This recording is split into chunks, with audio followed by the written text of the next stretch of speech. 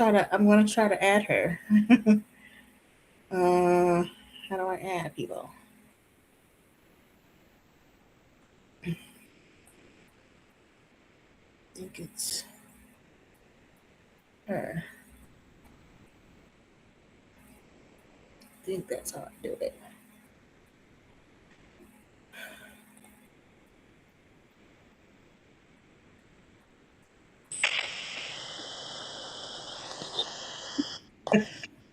I was, Can you hear me? I can. Can you hear me? Yes, I was trying to get on my laptop, but I was typing and I couldn't get through to you. I don't see. I don't know why this stuff happens the day of because I went through it yesterday. I'm like, okay, we're good, everything's fine. But then the day of, everything starts tripping. I don't know. So that's why I kind of wanted to kind of get to you a few minutes before the time started to make sure you're good on your end. Um, I was trying to get in like 10 minutes ahead of time. but usually you Yeah. can. I know that's like I don't know if It it's kept like saying like 5 p.m. and then when I saw you talking, I was typing and then it wasn't getting through to you, so then I decided to use my phone. okay. Well, we're in there like swimwear then. Um, if you haven't noticed, this is Miss Beverly Hutcherson. Um, I feel like our conversation through email started one way and then it kind of ended up till this point. Um, so I'm kind of glad you were kind of open to talk about it a little bit more because I would have never known if you didn't initiate the conversation. But she also wrote for us, um, if you haven't noticed. And you can read it on our newsletter. It's called Terminology Matters: How Language Can Shape Health Literacy. And I think it was a good read because in order for us to advocate for ourselves better, we have to name the thing, and we can't go around about it.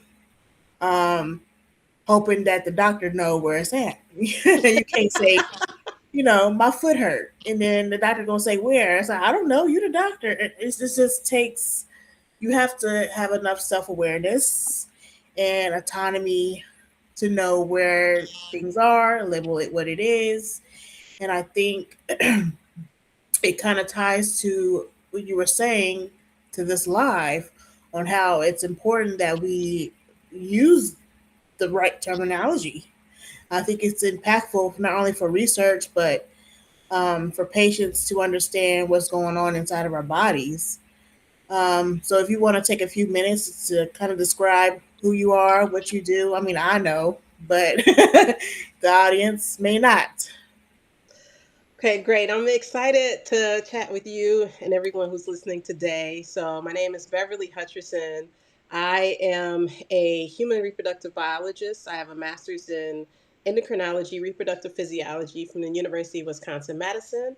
I'm also a second year doctoral student studying clinical investigation at the University of Wisconsin Madison. So, I've been involved in human reproductive research for about 21 years. I've also been an administrator um, at the university and a local hospital here, really designing pathways into STEM for Black and Brown folks and trying to remove those barriers so that we increase the number of those of us who are doing research and are practicing medicine. Okay. If you can, I haven't gotten to the questions yet. That I mean, I sent you questions, but my mind don't work like don't work like so forgive me.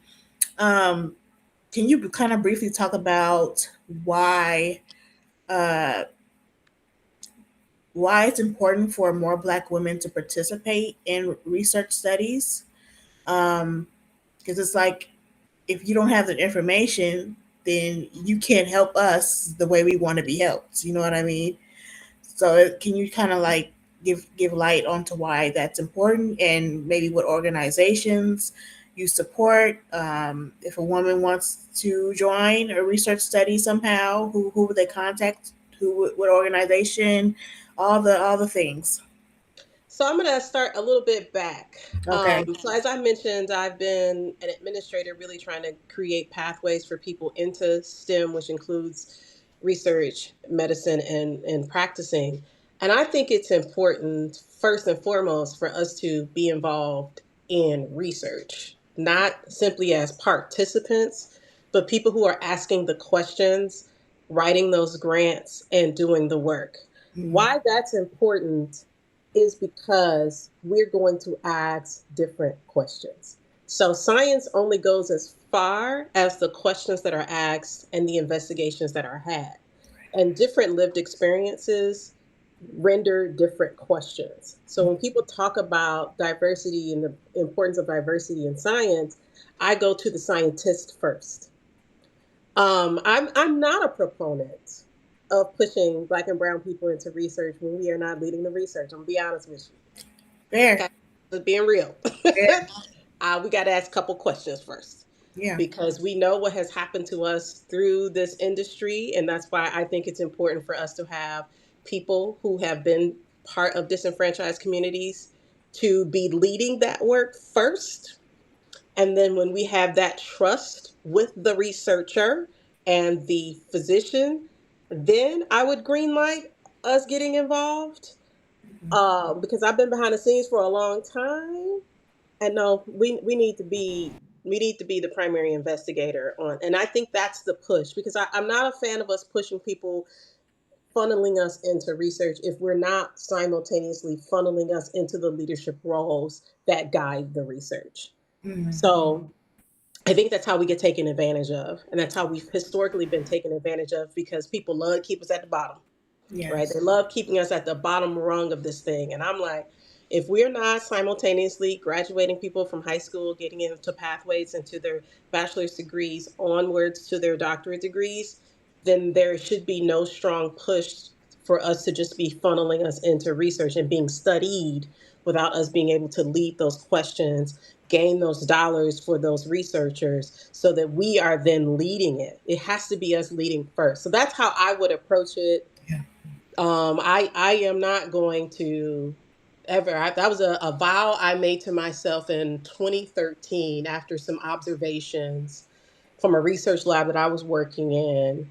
I vowed to never advocate for Black folks in research where we were not leading the research, which is why I'm still pursuing my degree because I believe so strongly that we need to be with these doctorate degrees, leading these questions, leading these conversations. Right. And I try my best to equate the work with things that we do in everyday life. You should be asking questions, no matter who it is, no matter who you're speaking to. Most of the physicians and medical professionals you run into, you don't know these people. So you probe their brain to kind of see where their best intentions are. And then you go from there. It's no different from you shopping for a car. You're just not going to hop in the car and say, I'm ready to go. You're going to ask the questions. How much is the mileage? What is the maintenance? What is the cost? The same mentality that you would buy a luxury car should be the mentality in regards to your health and when you speak to medical professionals.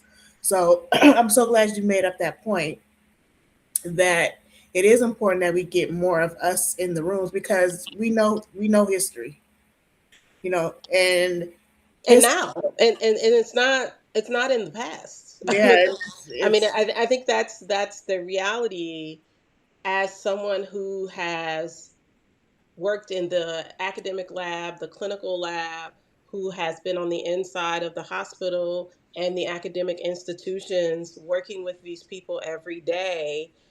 Uh, I caution, always, I always caution. proceed with caution.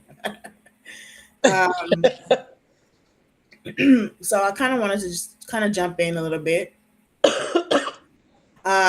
You work at the intersection of science and lived experience. How does that shape the way you approach infertility differently than traditional experts? So there's like layers to that lived experience. So just as a Black woman who again lives in the intersection of working in the industry and also being a patient, I personally know the difference when I walk in without my badge and when I put my badge on. And so, I mean, it's night and day. The dismissal that happens prior to them seeing me as one of them. And so, one of the strategies that I've used for my own treatments has been wear my badge. Because the first question they ask is, "Oh, you work here. Oh, what do you do?" And then all of a sudden, it's different. If I go in there without that, how I'm treated is very different. I've had, when I go to the emergency room, I call my people, let them know I'm coming. They come down to the room. So we make sure people I know, and these are all the strategies that I am fortunate enough to use, but I shouldn't have to use them. So when I say it's not in the past, it's what people are experiencing is very real. It would be very real for me if I didn't have the privileges that I have that I employ to improve my healthcare. So when I talk about my infertility journey, I was studying this with some of the best researchers in the world, and I started to have some abdominal pain. I happened to hobble over to my researcher's lab office, and I said, I think I need to go to the hospital. Something's wrong. He says, "Hey, would you mind me calling this other physician who's an OBGYN?" They got on a speaker, whiteboarded it out, mapped out my symptoms, and said, "You got tumors growing somewhere." And then he said, "When you go into your doctor's appointment, they're going to try to put you on birth control. You're going to tell them no, because if they remove your symptoms, they will stop looking." So I refused the birth control because he was right. He's an OBGYN. He knew exactly what the protocol was going to be. I refused it. And that physician was really irritated with me. And I walked out while she was talking Mm-hmm. and said, "I need a new doctor." At that point, I had already had an extensive medical chart.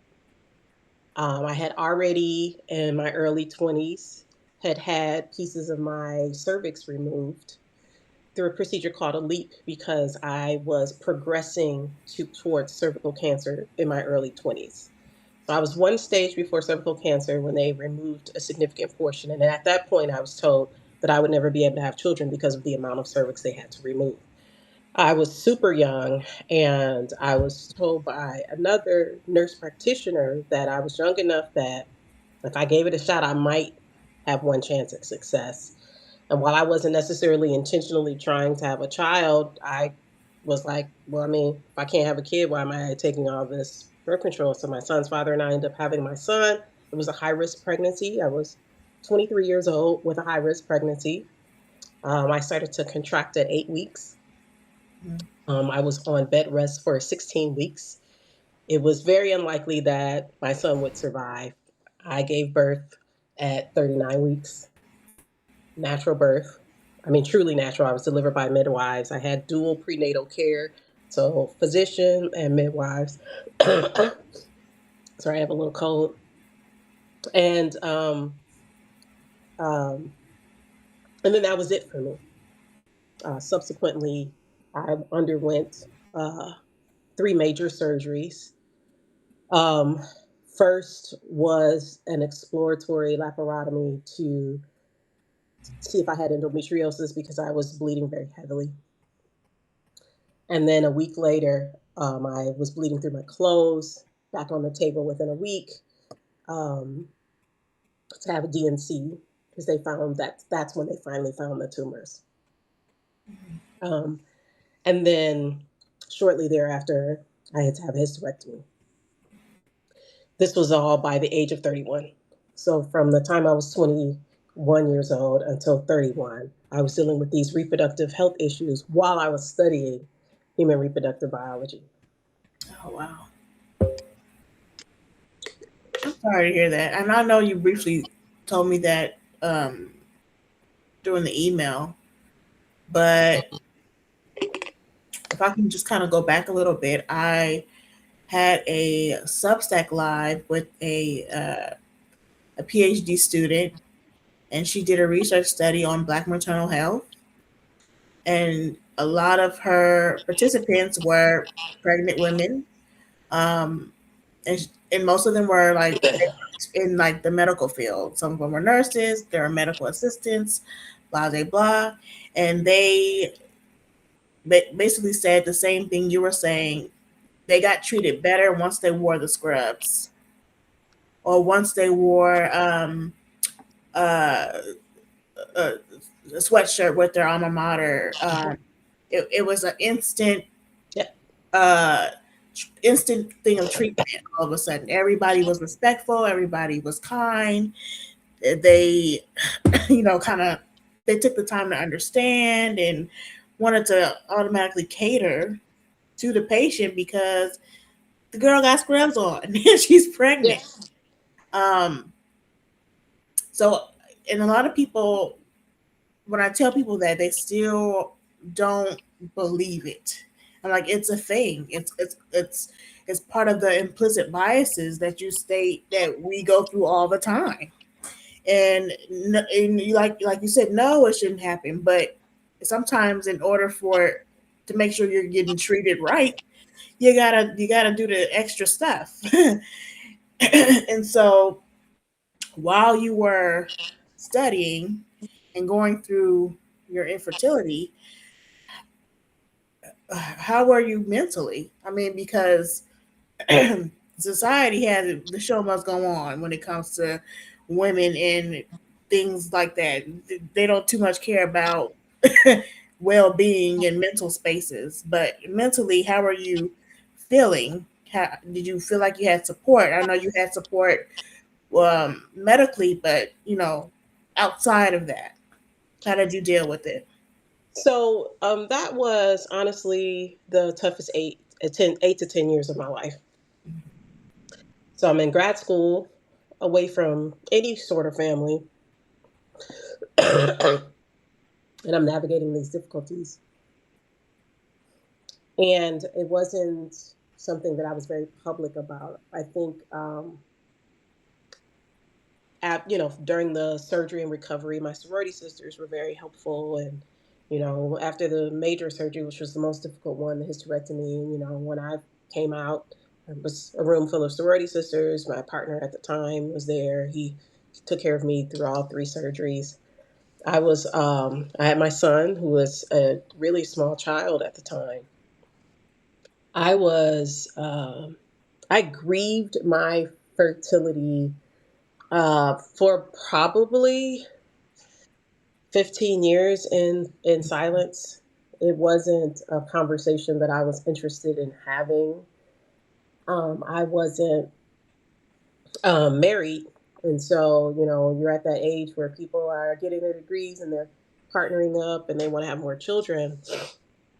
And so I didn't do a whole lot of dating during that period of time because I just wasn't really able to talk about what I had lived through. I mean, it was really devastating. I think now that I'm of a certain age, I'm fine and I'm happy to talk about it. But if you had to try to have this conversation with me 10 years ago, I would not have volunteered for the conversation.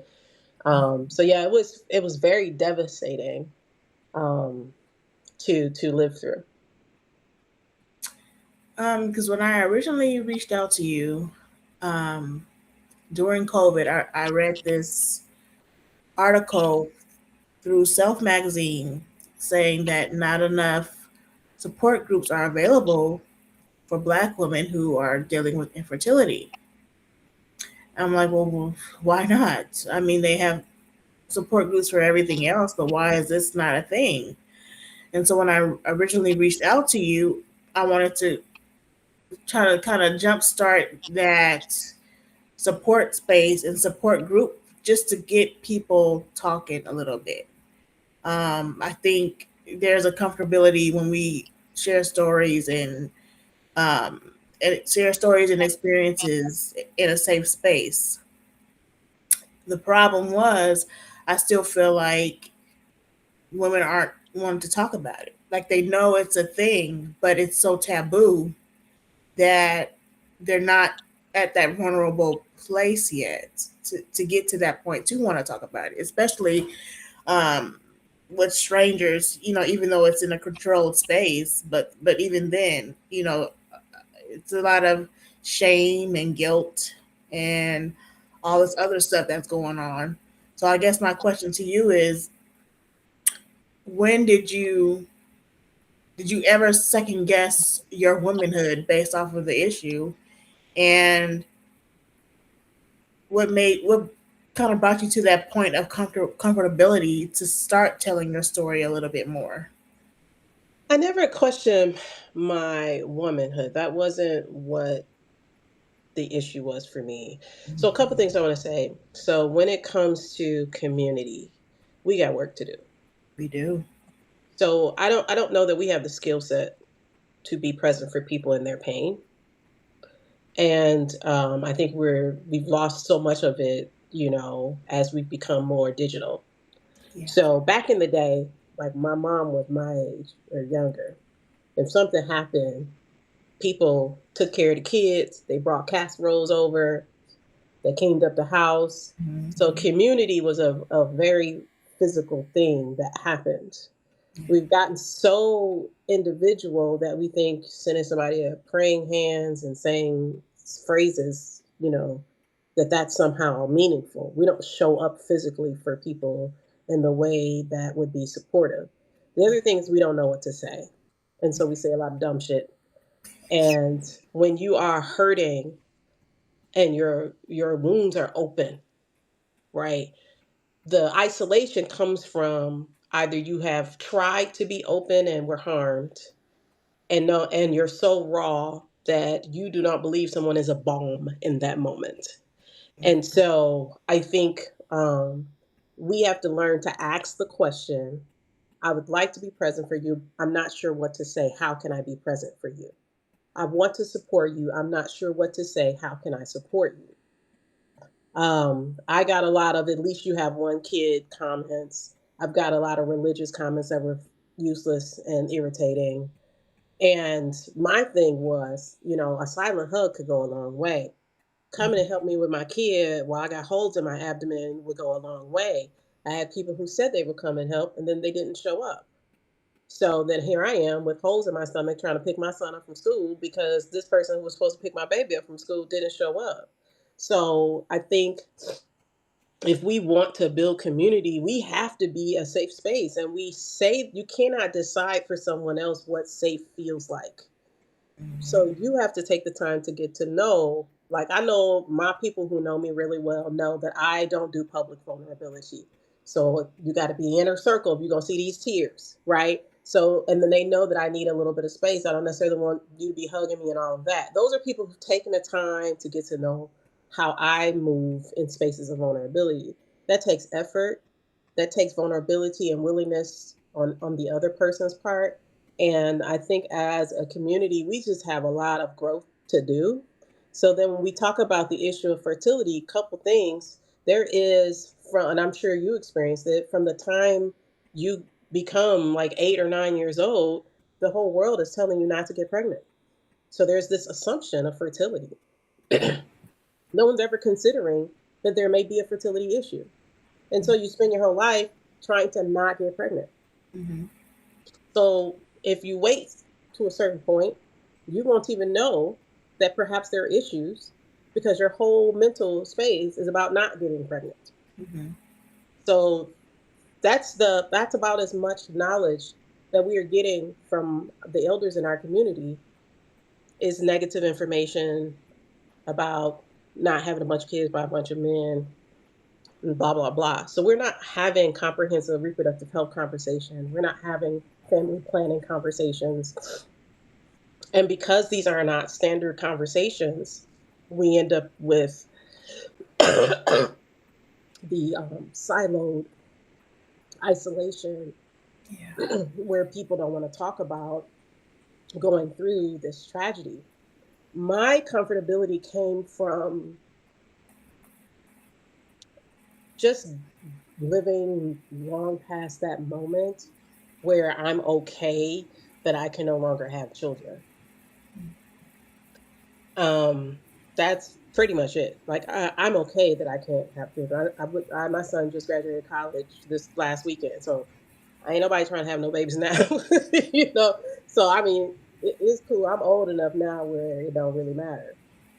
In my younger years, it just was not something I was interested in having a conversation about. In it, like I want to go back to language, and I'm so glad you wrote that piece for us because it made me think about the language that we use within our own community. Now, when you said 8 or 9, I automatically thought I heard the word fast a lot. You out here being fast. You doing and then you like, well, no, I'm my kid. like, what do you mean I'm trying Not to be even a fast? thought. Yeah, so it's like that was embedded in our brains before we even understood what Yep. the terminology was. I was forced into sports to not get pregnant, Yeah. not because necessarily I was good, but you gonna stay busy because we don't want babies around here. Yep.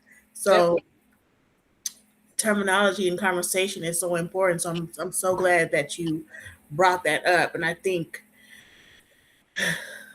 so. I guess the next question would be, how do we get people? How do we change that? Like, what can I do? And this is my platform. Is there something that I should be doing different? Is it language? Is it information? Like, how do we kind of move the needle a bit to kind of change those old ways? I think it's all of the above. So a lot of what we're describing right now is a history that is shrouded in shame Yes. that comes from our experiences enslaved. Yes. And so that shame that has been passed down, the patriarchy that has been passed down to make us feel like our worth is in being chosen. I think Tracy Ellis Ross calls it marriages and carriages, that a woman's worth is calculated through marriages and carriages. We have to address the patriarchy. Yeah. Where's this coming from? Um, and so I think my mom gave me a version that was given to her. Um, and then if you don't re-educate yourself, you will pass that down by using language that adultifies young girls. We're talking about pedophilia here. A Yes. 9-year-old is not attracting a grown man. Yes. So we have to address these things that are happening in our community that we allow, that we say language that could have a small child even think. The children are innocent. They are not thinking about sexuality. Yes. That is something that an adult is doing. No adult should be looking at a child thinking sexually. If you're doing that, we got some other problems going on. And um, I think all of us have grown up in homes and environments where maybe our parents weren't aware of what they were perpetuating. But we have a responsibility when we become aware of these things to stop it. Do not repeat that. Don't look at a small child to decide they are fast. And I'm so serious about this. When I see a teenager having a child, my first thought is, what happened to that child? Yeah. That 14-year-old who became a mother is still a child. Sorry, I'm fighting a Oh, cold. I understand. I'm under the weather. And I wasn't coughing until now because I wasn't talking. Please get some water if you need to. um, so, like a couple of things that I think are important when a young child gets her menstrual cycle, she does not become a woman. She's a child with a menstrual cycle. Hmm. So there's language that we think, oh, you've become a woman. What are you saying? Yeah. What does that mean? She's 9. She's 10. She's 11. She's 13. She is a child going through puberty. Hmm. So we have to think, where does that language come from? Because when you could marry children, Hmm. their menstrual cycle meant what? They were I'm of age to be underneath. married. They Hmm. could procreate. Yes. So we have to, if we are not thinking about where the things we are saying comes from, we will perpetuate it. But Yes. a child is a child until they are an adult. Even if they have a child, they're still children, Yeah. because 12 and 13-year-olds who are having children, something happened. Yeah. They're not fast, they're not, something happened. And Yeah. I think as women, we have to learn how to love each other and ourselves enough to see the value in other women, regardless of the lifestyle that they have chosen, or in some cases, not have chosen, that have been thrust upon them because of what was happening in their home, or if they were kicked out of their home, what they had to do to survive. And so that compassion for women, I think, helps us to see them in ourselves and us in them, and not um, look at young girls in a way that leads to harmful behavior. Yeah. So, what do you wish more people understood before they even start thinking about fertility? Yes. So I got props Go. because Okay. I like, this is my favorite topic, human Okay. reproduction. I'm ready. So I mean, I got all, it's so much stuff up here. So first thing I would like people to understand is the basics. What is these parts? So we're going to focus on female anatomy. So you've got these ovaries here. Mm-hmm. You've got a fallopian tube. You've got a uterus. You have your vaginal canal, and then you have your vagina, right? Mm-hmm. So first understand these things and their purpose. So every 28 days, this thing right here inside the uterus is filling up with what would be potentially baby food, if you will, to nourish a fertilized egg. And if that egg is not fertilized, it will shed. So you can get fresh food to the next month. So you can think about it that way. That's what your menstrual cycle is. It's shedding things that your body would have used to grow a fetus. If that doesn't happen, it sheds. So that's why you get a menstrual cycle. These fallopian tubes, they're actually not attached. They actually move to grab the egg. So it's kind of like a little Loading. movement like this. Yeah, so they're not attached to the ovaries. The ovaries are attached to the uterus right here, and then it'll move to catch it. When a person is born, they're born with like a million eggs. But these eggs are not, they're not supposed to have a million babies. So the question you ask is, why are we born with so many eggs? I'm glad you asked. So this is an egg. Oh, And that's this cute. yes. Very. So people think that these are just eggs, but they're actually mini endocrine organs. So so you see right here, this part, Mm-hmm. that's actually the egg. So then what's all this other stuff? That's really important. So there are 3 layers of cells that will surround the egg. Those 3 layers of cells, they're communicating to each other. This is my master's thesis, so I this is my favorite topic. So when your body is in right here, you're going to have this thing called steroidogenesis. So you hear about these hormones. Yes. Well, where do these hormones come from? Right here. That's why you got the million eggs. They're hormone producers. So inside this follicle, which contains the egg, you're going to have testosterone is going to be converted to estrogen. That's happening in here. That's why you need these 3 layers. And so these are going to, they're going to grow every month. Multiples are growing in both of these ovaries. One of them is hopefully going to ovulate. But the rest of them that grow, they won't ovulate, but they still produce the hormones. So when you get blood work done, that's what they're checking to see if these follicles are producing those hormones, right? This is, to me, this is the basics of what people need to know. How does this system work? Yes. So if we don't know how it works, you don't know how it's malfunctioning.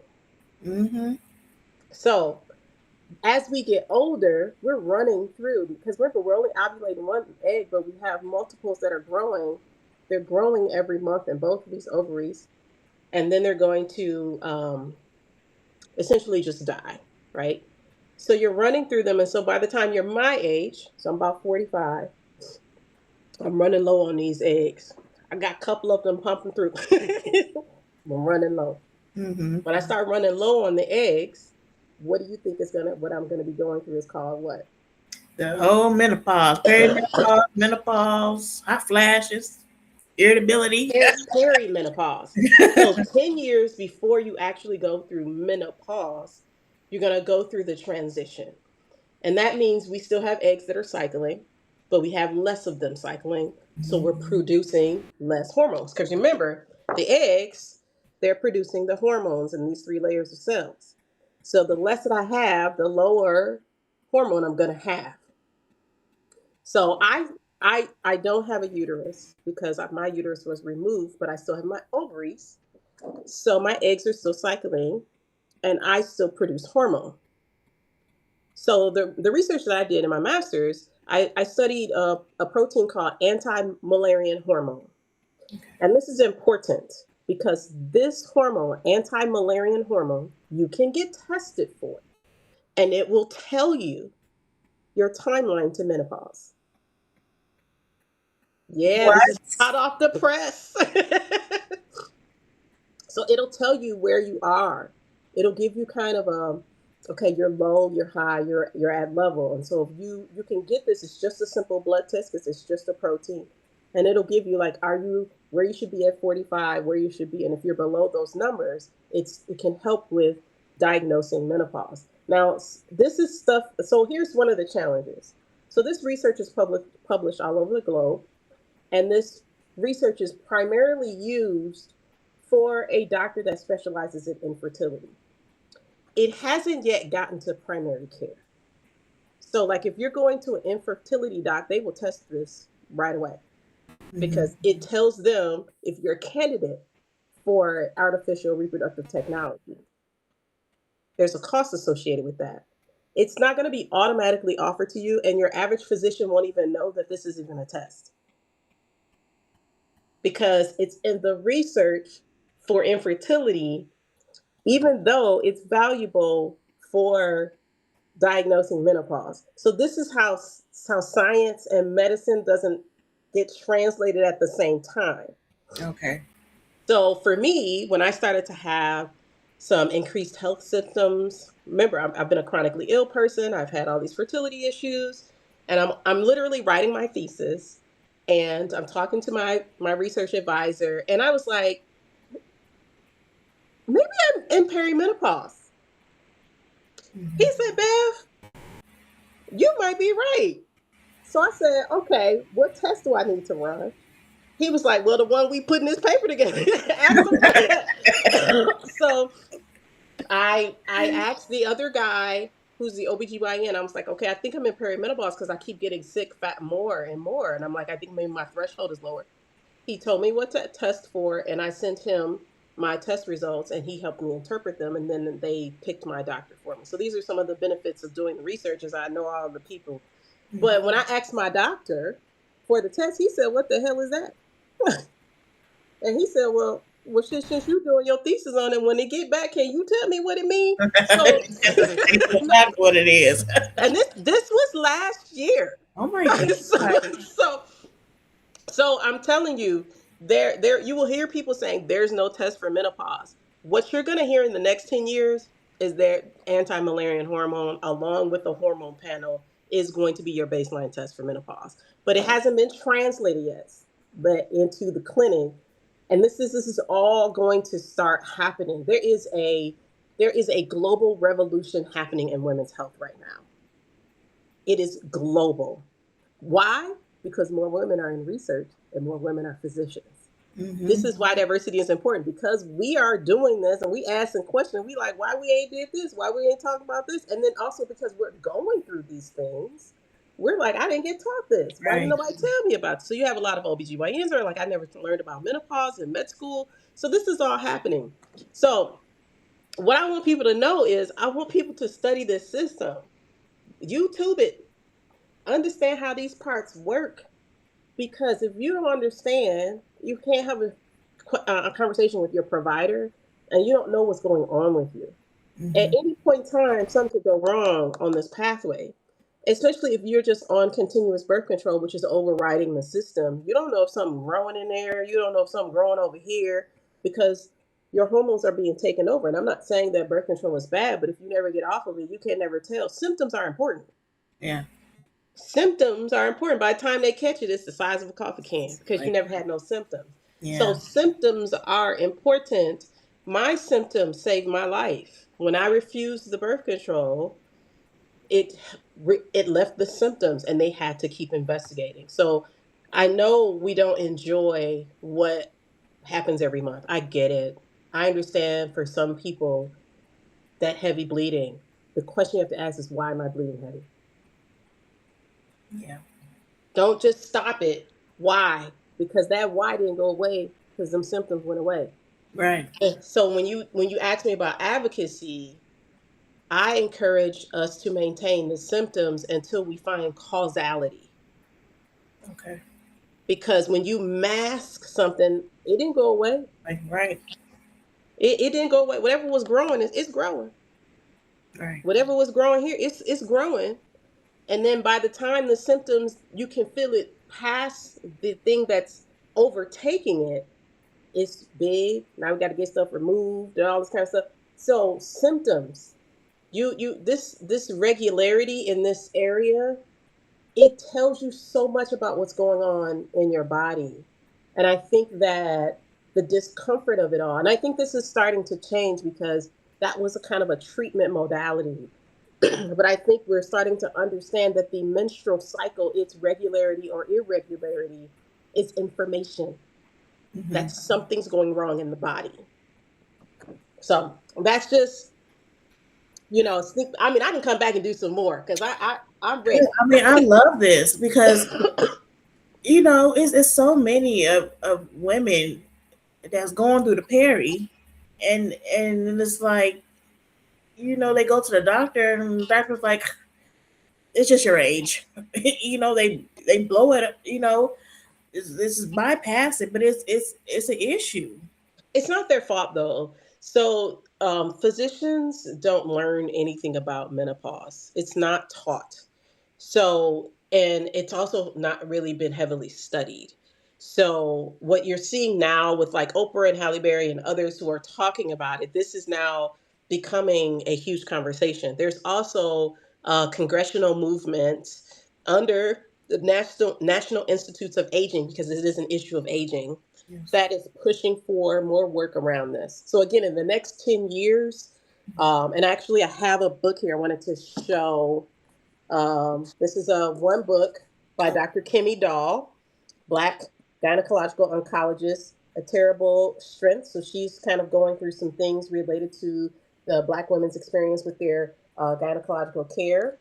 And then this other book by Dr. Mary Claire, which is The New Menopause, and she also has another book, The New Menopause. So again, new things are coming where they're trying to make it accessible, where people can learn about this. But perimenopause affects every organ system because we have estrogen receptors all over our body. And the thing you're going to tell that it affects the most is your brain Mm-hmm. and your musculoskeletal function. So all of the joint pain and all of the aches and pains, those are the musculoskeletal conditions related to perimenopause. It will affect your digestive system. It's going to affect your whole body, but we're just now understanding the the drastic impact of this perimenopause because your hormones are supposed to be in this beautiful 28-day flow. Baby, Mm-hmm. they zipping along all over the place because these are, you're supposed to have multiple eggs Mm-hmm. producing a certain amount of hormone to keep you at level in both of these ovaries per month. And then you got three over here and one over here. And so you ain't getting the same amount of hormone per month. And so your body's just not regulated. Okay. Um, So these are just some of the challenges. But again, the more of us that get into the research, the more we ask the questions, the more we get the answers, and the more my PhD is in clinical investigation. I'm being trained to take what's been published and translate that into clinical practice. That's why I'm doing this PhD, because it takes about 14 years for research that has been published to ever get to your doctor. I'm trying to improve that timeline, which is, Yeah, yeah. that's a lot of time. Okay, this is just a personal question. When if I go to my gynecologist and they say, "Well, let's check your hormone levels," and I don't know nothing about nothing, so I'm asking, "Well, how many hormones do we have? Like, how do you know I'm lacking hormones, but there is no basis of how many hormones I should be having?" Well, And I there feel like they are. can never really answer that question. So I'm kind of like asking you, like, what is these hormones? How many are we supposed to be having? So there are. So again,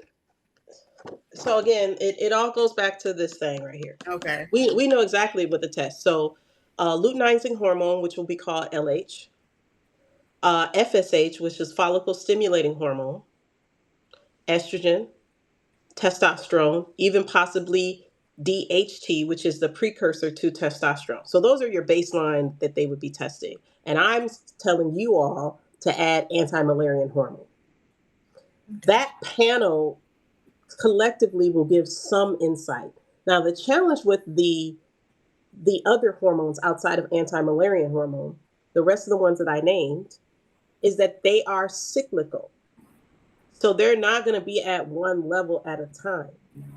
So you might need to go through a series of tests, Okay. maybe saying they'll ask you when was the last day of your first day of your last menstrual cycle so that you can see where your hormones are at the beginning and at the end, and maybe some months later check to see if they're at the beginning of the end. But the anti-Müllerian hormone, that's really about the number of these that you have in each of your ovary.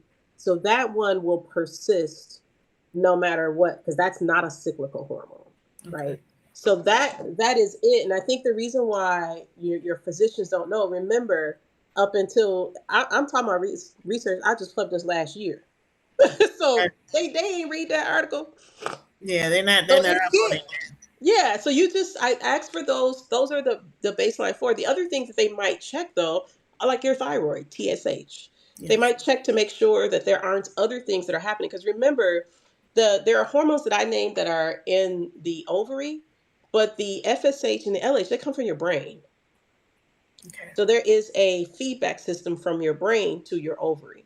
So GnRH, which is one, so that's gonadotrophin hormone, that is going to be leading to the FSH and the LH. So there's a precursor in your anterior pituitary that's going to be feeding these hormones in your brain. It's going to go through your blood system and it's going to land in your ovary. Once those land in the ovary, it's going to then convert that testosterone into estrogen, and that's how you're going to get it. So they're looking at, so that's what I'm going to say, it's brain function. It is very much brain function also, because that feedback from the ovary is going to go from the brain to the ovary and back from the ovary to the brain, Right. and that feedback loop is really important. um, but it's cyclical, so it fluctuates. The Okay. other thing is if you're on a birth control, that's going to override the system. And so you could have a conversation about taking a month off and using other forms of protection so that you can get kind of your actual numbers that are Right. not mimicked by the some synthetic hormone. Okay. And is that a reason why physicians are still clueless about fibroids? Um, it impacts us the most, but I feel like there is really isn't sufficient information on how to, like, what is it, or they don't know where it starts, they don't know where it begins. It's just something that we have to deal with without any justificational information. So I'm kind of curious as to how does fibroids kind of play into the hormones, or is it two separate things? So there, I'm not a fibroid expert, so let me start there. Okay. But I would say it's not two separate things. And I think that there's a lot still to learn about the cause of fibroids and what caused them to grow. So, going back to this diagram, so fibroids will grow inside this area right here. So, this is your uterus. So, you'll have these nodules, or they'll call them lesions. So a term that you might hear them use for like a growth is like a lesion. Okay. And you might think a lesion as like a cut, but they will call it a lesion. And it'll grow anywhere inside of here. And sometimes they're really small and they're not really problematic, but they can grow. It is very likely responsive to hormone. Okay. And so when something is responsive to hormone, that means that every month it could be reacting to it, either causing it to grow or to become irritating. So Mhm. that's that. So, like endometriosis, which is something completely different, is that this endometrium lining right here, these tissues are growing in other parts of your body Mm. and they are responsive to hormone. So, when you have your menstrual cycle or you have going through your hormone growth cycle with your estrogen and progesterone or whatever, when your hormones are growing up, then this is in like your GI system or parts of your brain and it's reacting to those hormones causing pain.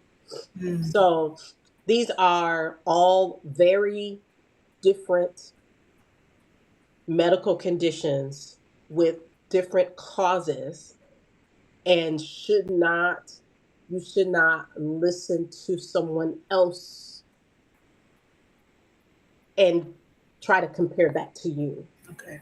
because your system is unique and my system is unique, which is why I need to get my own healthcare, my own panel. So what happens is we start conflating these health Information. conditions. So if Yeah. you have like a cyst on the ovary is here, it's just a fluid filled pocket, right? That's here. That's not endometriosis. That's not a fibroid. So these are all very different. All of the things that I just named, the cyst on the ovary, endometriosis, a fibroid, can affect fertility for different reasons. Okay. So the fibroid, it it can create. Your uterus is really small, about this big. Mm-hmm. It can grow huge, but it's about this big. Mm-hmm. Let's see. I got a little model here. Bring it out. I love these. So I got a little model here. So this is the external of the vagina, the vulva, and then we have the fallopian tubes, the ovary, and this is your uterus right here. This tiny little thing right here. Uterus is small. It's Mm. very small, but it is such an expansive organ. When you have fibroids, it can make that expansion difficult, and it also can be a really crowded space for the fetus to grow. So that it can infect implantation. So what happens is you've got sperm and egg, sperm, egg. It's gonna Those are fertilize. so cute. I know. I love those things. Yeah, little tail. They're so So cute. they're gonna combine. When they combine, um, they're going to this little ovary. So it's gonna go down this fallopian tube, and it's gonna look for a place inside the uterus to implant. This is important because this is the first trimester.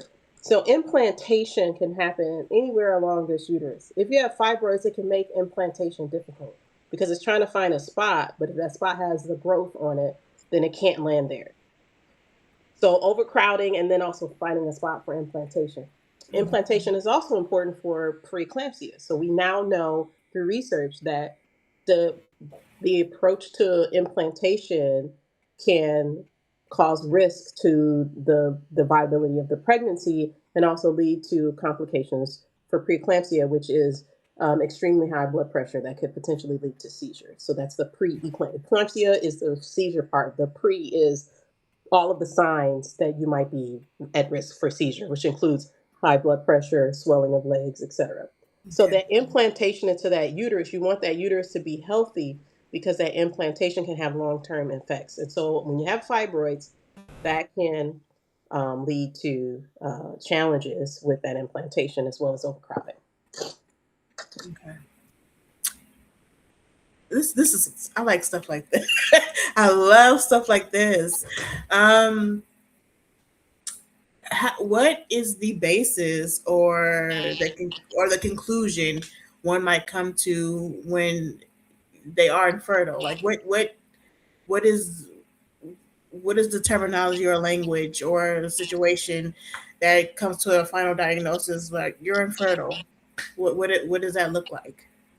Well, it depends. So we have assisted reproductive technology now, so ART, where, but it's very costly.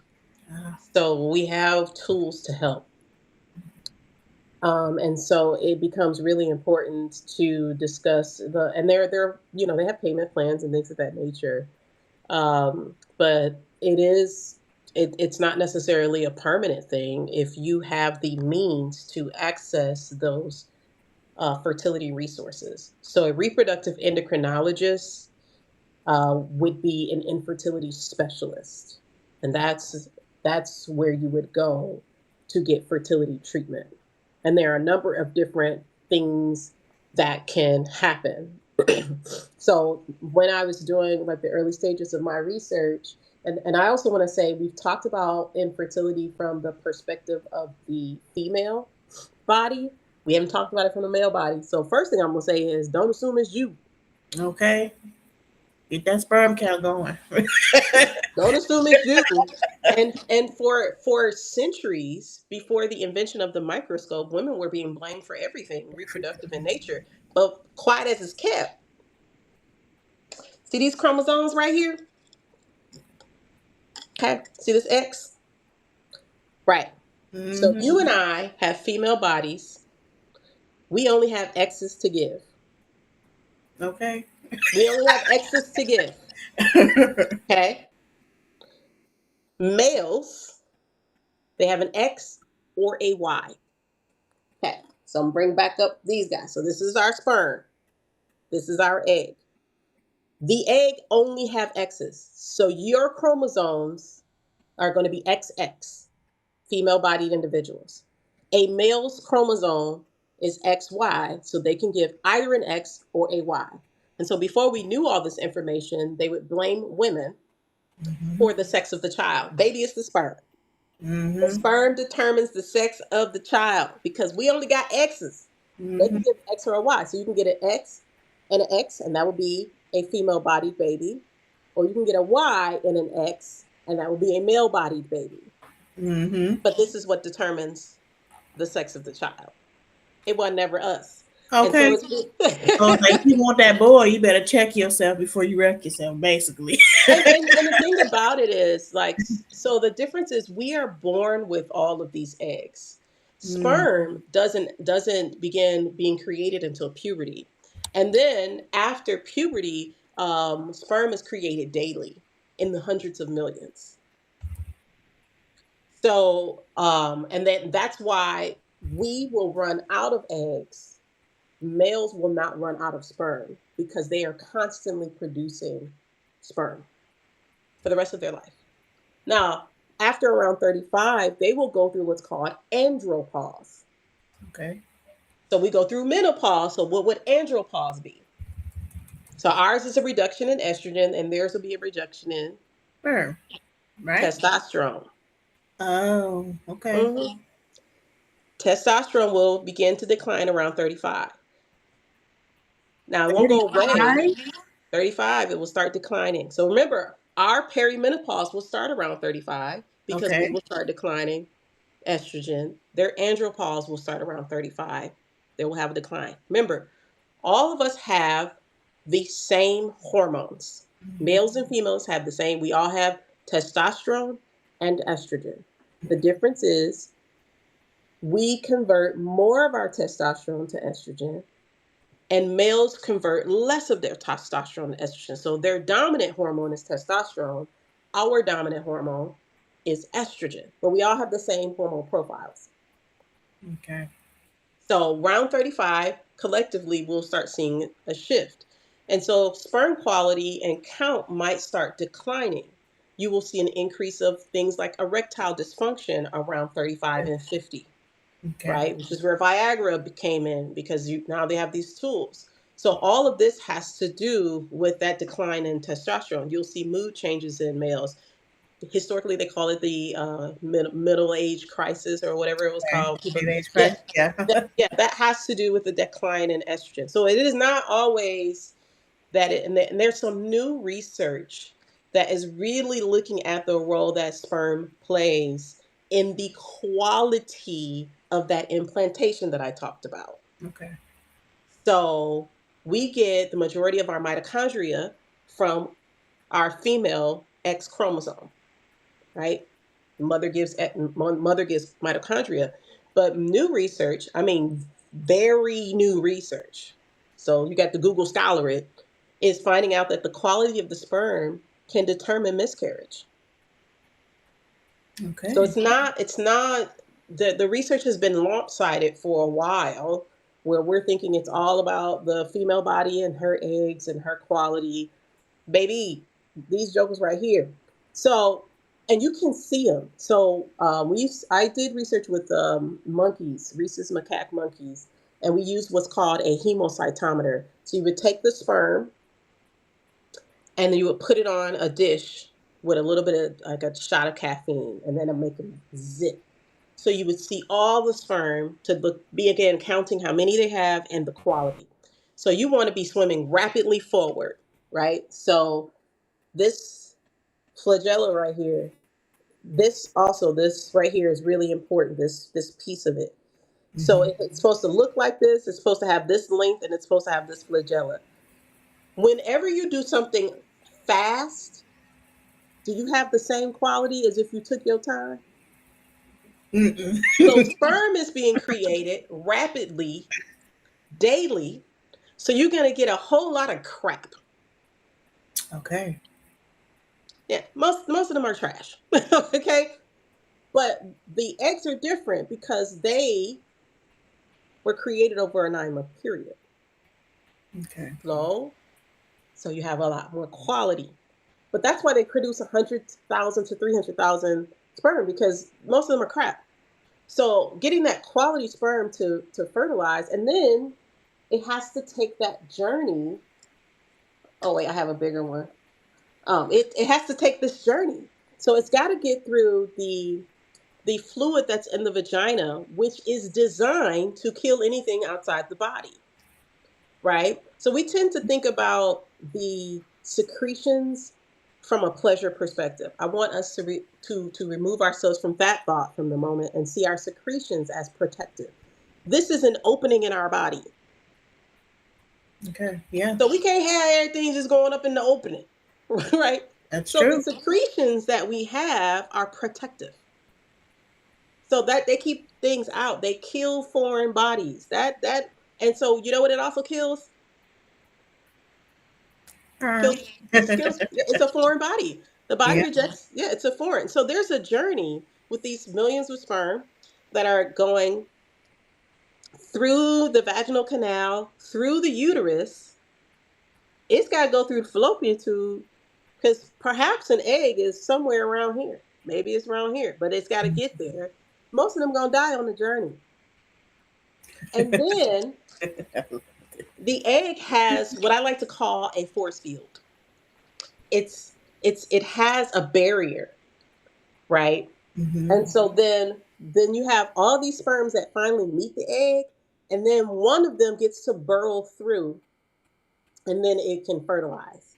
But once that one gets through, it creates what's called an acrosome reaction. It's like a force field. So no other sperm can go through. And that's how you get that one fertilized egg. So any of us that are alive, we talk about pregnancy like it's just this easy thing. There is a journey. That Hmm. any of us that exist, we are miracles, because this whole process of creating a whole human, it is risky. It is literally the battle of the best sperm, and anything, even through embryogenesis, so the development of that fetus can go wrong. Yeah. If we made it, we were supposed to be here. That's a beautiful way to look at it. We we had to fight our way to the to the top, basically. So every we here for a reason. But I'm curious to know, like, did how does did your personal experience impact the work that you do? Like when you started, did you have objectives of it being one way, and then now that you're in it, has the mindset changed? Has it changed on how you look at work or what you want to study or research on? Absolutely. 100%. So when I started research many years ago, I just wanted to work with the monkeys. I'm gonna be honest with you. I wasn't thinking about none of this stuff. I was like, yo, I get to work with monkeys, say less. That's why I chose this program. Nothing too Right. deep about it. I was doing animal research as an undergrad, and I was really excited to get to work with monkeys.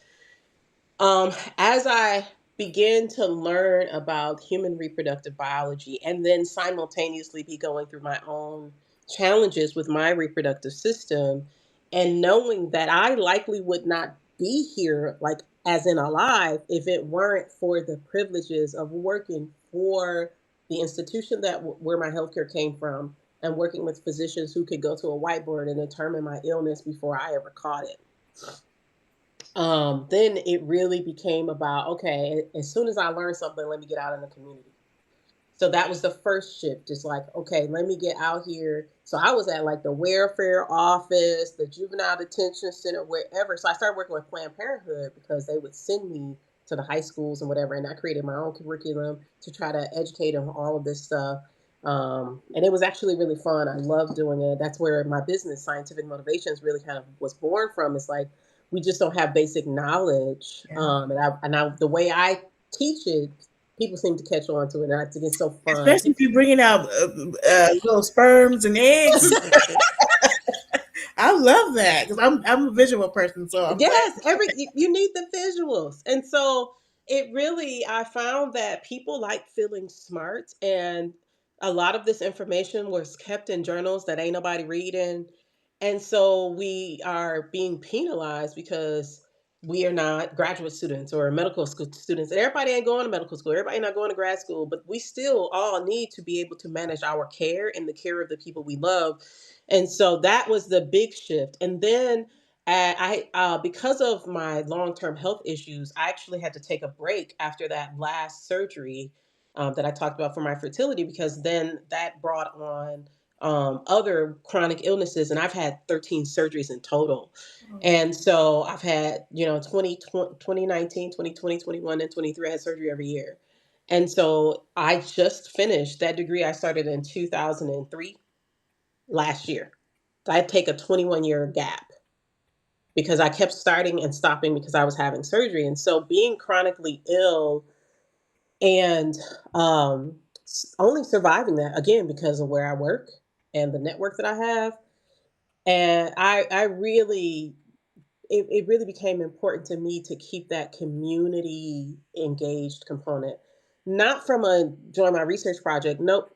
Purely from a as soon as I learn something, like when you reached out to me, say less. Like, oh, let me get some information out to the people.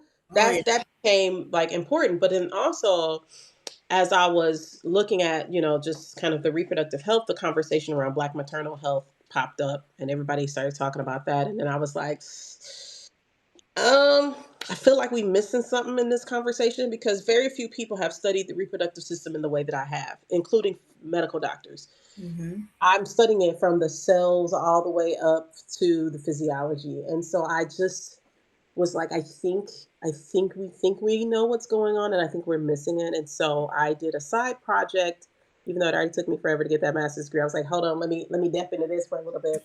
And then that side project was I was invited to this doctoral program to kind of carry that work on. And so right now, what I'm doing is helping to design and evaluate a cardiac obstetric clinic to really catch the illnesses that are the number one leading cause of maternal death. So I was also appointed to the Wisconsin Maternal Mortality Review Team. So I review every case of maternal death in the state of Wisconsin.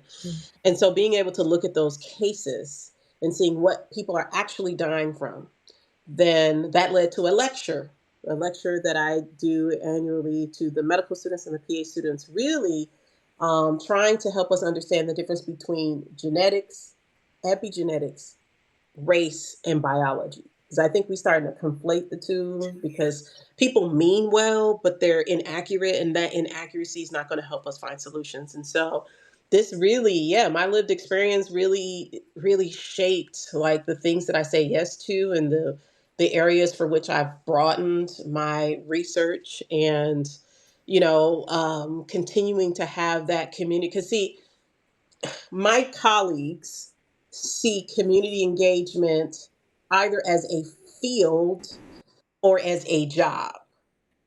I see that as what I'm supposed to be doing in addition to all this other stuff. It's not separate to me Right. Mm-hmm. because their communities aren't the ones suffering like ours. And so that has been probably really difficult because they can't understand why I'm doing all this research and also why I'm doing all this other stuff, and it's because I cannot wait until some research is published. People is sick today. Right. This shit is urgent. Yes. Yeah. This urgent. So anybody willing to listen, I'm willing to talk. Mm-hmm. And that's it's to me this is not about me building my career. This is about Yeah. today. Somebody's going to listen to this and have a different doctor's appointment tomorrow. And that is a battle It is. because they I also don't understand why it's so hard. I think because I grew up in the ghetto. Maybe that's what it is. Because I'm just like, what is so hard about this? Like, growing up in the hood, like, don't nobody know none of this. And I lost so many of my family members to things that were preventable because nobody had any kind of health education. And so, like, my dad died unnecessarily from a heart attack at 44 years old. Why? Because he didn't know he was sick.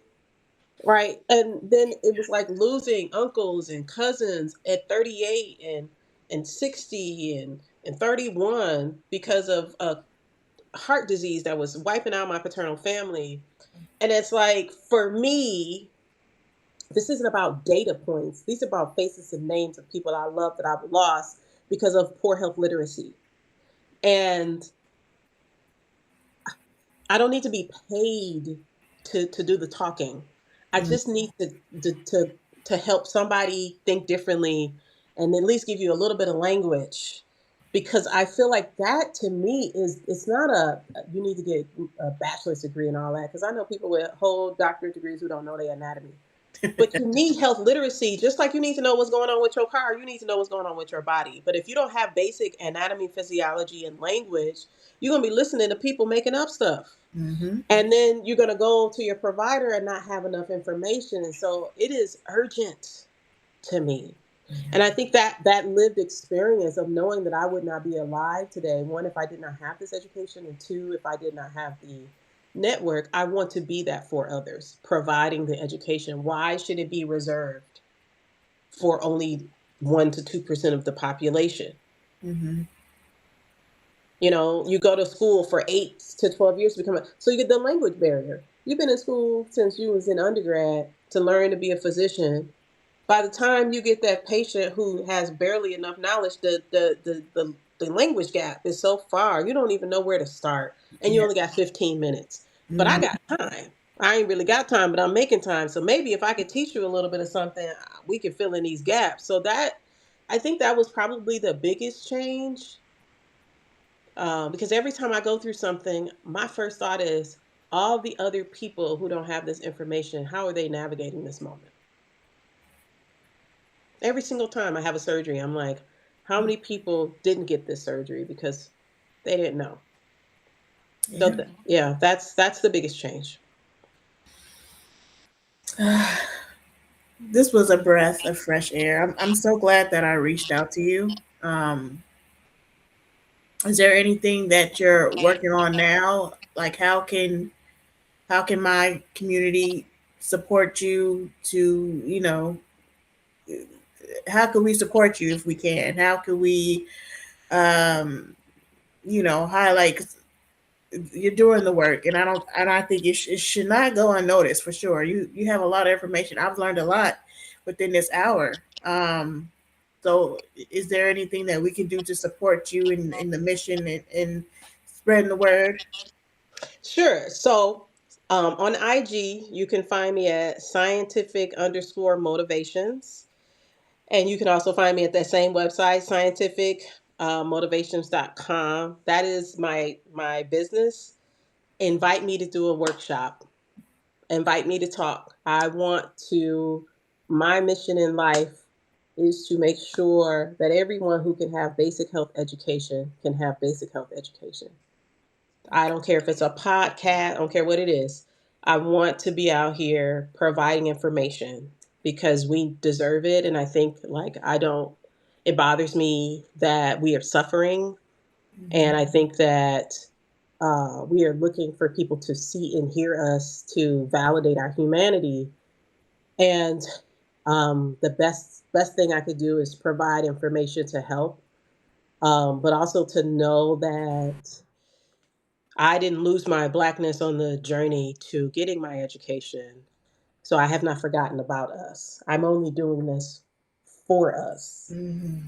Right? This is everything I learned. I'm trying to figure out how we get it to the streets. Right. Mm-hmm. It just doesn't do me publications. That's the business part of things. But talking to people, that's one of the things that bothers me about my colleagues, even those that look like me. It's like they get overly academic, and it's like y'all just can't go talk to people. Is that a possibility? We have all this information, and we are still talking about publication. Why you can't talk to nobody? You can't be on no panel. You can't do a podcast. We're overthinking the education piece. Yeah. So support me by inviting me to come talk. Okay, You know, I got ideas now. I got a plethora of and if ideas. y'all got a budget, that's great too. As you know, I Yeah. got bills to pay. But if Right. you ain't got a budget, that don't mean I won't do it. So it's like, yeah, like I'm serious. Like I want happy to do another article. Like I am teetering on being a very reluctant social media science communicator. Um just because I know the information is needed, but it's just not very. I'm more interested in panels, podcasts, and speaking engagements and workshops than I am socials. But I might end up. I don't know. I'm working on a podcast right now with a good friend of mine called Hood Genius. He is an aerospace engineer. We on there. We on there talking about all the science. Sometimes we talking a little shit, but we on there, and so Okay. we're filming our episodes right now to upload it because we trying to demonstrate that we grew up in the hood, but hey, the genius was also there too. So Right. Right. Well, Miss Beverly, I appreciate you. Was actually the first person I decided to reach out to, because I was kind of new to the space. I know I wanted experts to speak about their expertise. Although I'm the founder, I'm still a patient and I'm still learning too. So I don't want to steal anyone's mojo at any time. So I like to invite people on, especially if they black, because like you stated before, the experience is totally different. Our language is totally, how we talk to each other is different. So I think it's good that we have beautiful faces like yourself being in the forefront. So again, I thank you so much for taking the time to spend with me. I love the your little pamphlets and then interactive. I love that. I think that's amazing. girl, Um, I didn't even pull them all out. I had this giant ovary over here with the I love that. Is there anything that you're working on now, or do you have anything to promote?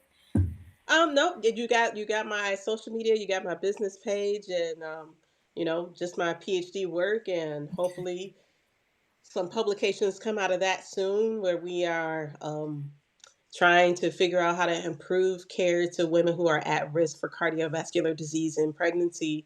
And that's something that I'm really excited about, because if we can do this, then we can create a template so that other hospitals know how to design these systems that improve these care models. That's the thing. We constantly talk about something being systemic. Okay, get educated so you can do something about these systems. And that's what I'm trying to do. I'm trying to become an administrator that can alter the systems, because when you help, here's the thing. Yes, Black women are having a certain experience. But if I improve the care for all women, guess who also, all tides ride with that. All boats will rise with that tide, right? Mm-hmm. So all the people who are at risk for cardiovascular disease can be helped if I can get this template together to improve these care models. And I want to encourage us that I know we often want to focus just on us, but understand that Black women are not suffering from some special Black illness. Every person who is suffering in maternal health are suffering from the same thing. We have a disproportionate rate, largely due to our population size. But I think it becomes really dangerous when we start saying things that make it seem like we're some kind of subspecies when we're not. Mm-hmm. We're not a subspecies. We are one species, and that's a Homo sapien. Yeah. Race is you can't say on one end race is a social construct and then treat it like biology. Pick a lane. Right. Okay, we are not dying of special Black diseases. That's not how anything works. But Mm-hmm. we are dying at a disproportionate rate, and that distinguishment is critical, particularly as we're trying to change these things. Because when we say things inaccurately, these people that we see leading this country right now will use that language in a eugenics manner. So we have to be careful that we are not arguing that we are subspecies, that we are genetically different, because we are not. Mm-hmm. But there's a disproportionate impact of something that's already happening to all women. Be clear about that. So I'm going to leave you with that, and we can have a whole nother conversation about that because I Yeah. teach on epigenetics. But I think like if I could leave you with nothing, I'm going to leave you with that because it's important for us to not understand that it is not because we are Black that we have diabetes. It's not because we are Black that we have fibroids. It's not because we are. That's not how it works. It is very likely the environment that we've lived through because of how people have treated us Mm-hmm. that have led to changes in our environment and adaptations in our body that have led to these outcomes. And that distinction is important. Mm-hmm. Well, we gonna end it there. I'm not gonna even say nothing else. Uh, again, I appreciate you taking the time. I know you are a little bit under the weather. Congratulations to your son graduating college. I always like to thank the parents. Y'all did that. So hopefully, I will email you again. I would love for you to kind of be a contributor to this because I think it's so important, and I learned a lot. So thank you so much. It was a pleasure. All right, bye bye, everyone.